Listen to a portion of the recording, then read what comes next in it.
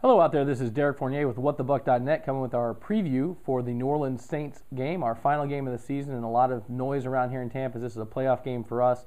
There's a lot of conjecture about what could happen, what scenarios have to come through for the Buccaneers to try and get into the playoffs, and a lot of focus is being given to the Giants game and the Packers game, when really none of that other stuff matters unless we go to New Orleans this weekend and beat the returning Super Bowl champions in their home facility, which is no small feat. But it's something the Bucs have done. They did it last year when the team was far less talented, and you could certainly say that the Saints weren't playing with the same intensity. They overlooked us, and they weren't really concerned about it. But it doesn't matter. At least psychologically, you can say that we got that job done. Now, we play the Saints twice a year, so as a Bucs fan, you certainly know what you're facing. A lot of us were watching that New Orleans-Atlanta game this week and actually rooting for Atlanta, which pained us. But Atlanta, of course, wasn't able to get the job done that we needed them to do. And the Saints showed that they are what they normally are. They're a team that, when their back's against the wall, they can come through. Drew Brees, one of the best in the business.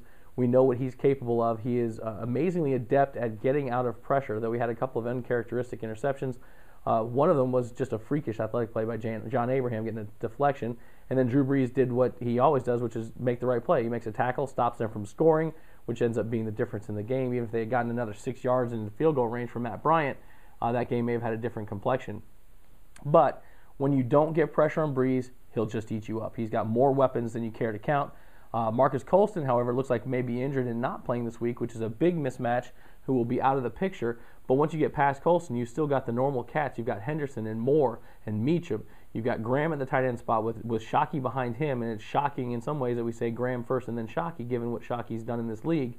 But Graham has come out and proved to be an incredible target, ex-basketball player, gets open, good hands, and someone that they like to ISO, the same way that we used to try and ISO Jeremy Stevens. I know people are going, oh, Jeremy Stevens was never a big impact. He had a physical presence that was tough to kind of quantify, and sadly we didn't take advantage of it. I think we've got that same capability with a guy like Maurice Stovall. You saw it in the Seattle Seahawks game this past week, that if you can isolate him out there on a cornerback, he's going to be a mismatch. And that's what they did against Atlanta when they isolated Graham out there on the right-hand side. They just let him make the play, box out, and get the touchdown. Now, on the offensive side of the ball, I think that everyone and their brother understands that the best way to keep a quarterback like Drew Brees out of the end zone is to keep him off the field. When you've got a guy like LeGarrette Blount, sorry, I need to stutter, guys, but LeGarrette Blount has played amazingly well. No one could have predicted this. He's come in, he's about 59 yards short of 1,000 yards, not played an entire season, played behind essentially a revolving door at the offensive line, and not gotten the number of carries that I think a lot of people feel he should have gotten. That all being said, here he sits 59 yards short of 1,000 yards, and he gives you the ability to do exactly what you need to do, which is control the clock and dictate on offense. Now, I know that Raiola got all fired up when we talked about getting dictated on. That's exactly what football is about. It's about imposing your will. And when you've got a battering ram like Blount, you need to take advantage of it. Now, whether we have Trueblood or Lee at the right tackle spot, it doesn't matter. We've got to get in there, get into our man-blocking scheme, leveraging Eric Lorig, who will probably be in there instead of Ernest Graham, to give Blount that seam he needs to get to the second level. Because if he can get there, the secondary of the Saints, which has done very well against the pass, I think the number 2 rated pass defense in the league, you get LeGarrette Blount back there, and he's going to flat run over some people, right? Those guys are very good in coverage, but he is going to be able to get some great yards after the initial contact, and that's what you can do. You can dictate, and we saw what Freeman can do when he's getting that run support. As soon as they have to start committing more guys to the box, and this is fundamental footballs, right? It's football 101. If they have to commit extra guys to the box, Josh Freeman is going to get some looks where he's going to have the advantage with a guy like Mike Williams, or maybe it's Stroud, or whether it's Desmond Briscoe, who's apparently going to get a fair number of snaps.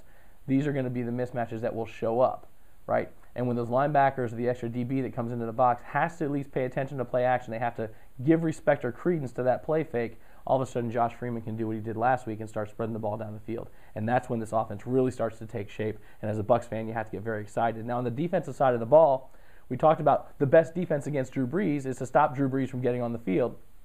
Well, you can't keep him off the field all day, right? And he does have playmakers around him aside from himself and aside from the receivers we talked about and the tight end.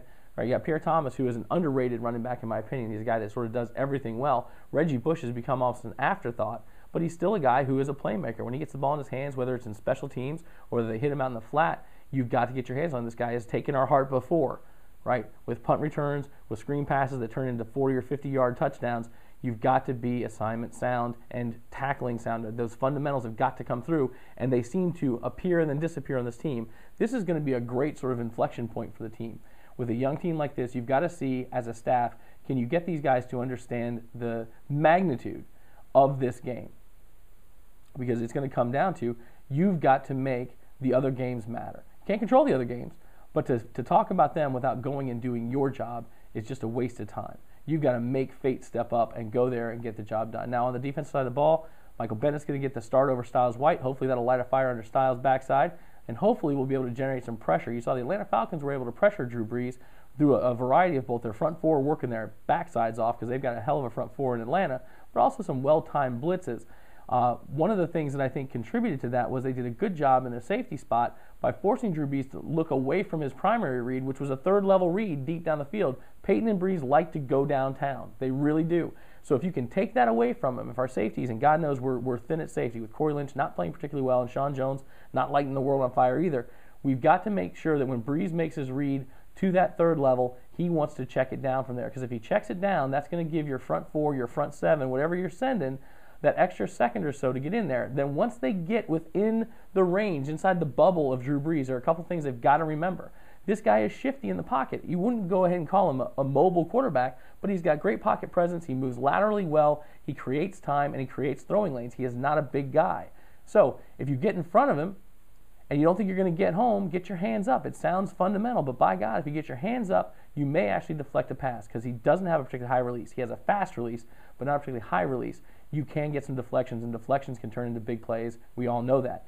The other thing is, if you do get your hands on him, don't be stupid. Don't headhunt on him. Just get your hands on him, get hold of a jersey, and then start to pull down, because he is going to shake you off if you try and take a shot on him. It's not about hitting Drew Brees. It's about getting him on the ground or making him try and go Favrean and make something out of nothing, because that's when some mistakes can happen. So when I look at this game, I think that if the Bucs and Coach Olsen on the offensive side of the ball don't get too cute, if we go, I mean, hell, send them the game plan now. We're going to run the ball with Blunt, right? There are experts out there saying they want to see 25 carries. I've said all year long I wanted 24 carries for Blunt as a minimum, right?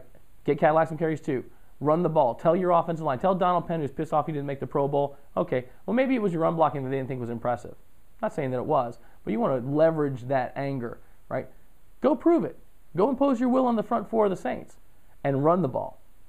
Right? That's what we've got to be focused on the offensive side of the ball. And if that's true, I think LeGarrette Blount comes out as the MVP, and I think he makes a decent case, because he only needs that 59 yards. I think he makes a decent case to be in the running for Rookie of the Year, even though Sam Bradford's had a great year and will probably get it at the quarterback spot. On the defensive side of the ball, a lot of people are saying Geno Hayes is the big linchpin here, and that wasn't a play on the name Lynch, by the way, because I think the safeties are going to be very critical. I think we're going to have one of our front four, whether it's Oakham stepping up to have another big game and disrupting that pocket, forcing Brees to move out of the pocket. In the last game we played them, he was only 6 of 11 when we blitzed. He had a 71, I think, QB rating under a blitz. He wasn't doing a lot of damage on the blitz. He was doing damage against Aqib Talib, who was out. He didn't have a particularly good game that day. One of the touchdowns he gave up, he thought he had help over the top. The other one, he just got beat like someone who stole something. So you've got to get in there, and you've got to try and generate that pressure without always having to go to a blitz. I know all week everyone has talked about it's going to be blitzing that we're going to have to do. I think you've got to try and manufacture that pressure with that front four, and I know we've not been able to do that all year long, but it doesn't mean it's not possible. I think Oakham improves significantly, and if he can collapse the pocket in the middle, that's going to give an opportunity for a guy like Bennett on the edge to create some havoc and potentially help lead to those opportunities for turnovers. So I, of course, pick the Bucs. That's what I do. I think if we get in there and run the ball, I think that we can dictate, and I think that you start to see a little bit about what this offense can become when you're hitting Blunt, getting those carries, 24, upwards of 24 carries a game, man blocking, power blocking, letting him run downhill and really pound into the defense. It opens up play action, and this offense starts to look even more impressive, and we can help carry this defense forward. I think the Bucs take this one 24-14, and we're all watching in New Orleans, because I am going to New Orleans for this game. We're going to be watching in the French Quarter somewhere the afternoon games, and hoping against hope that we can get the wins that we need, and the Bucs can make it into the playoffs and punch that ticket, and we get a chance to do something. Thanks for tuning in the video. Let me know what you think about it, and we'll see you guys with a review video on Monday.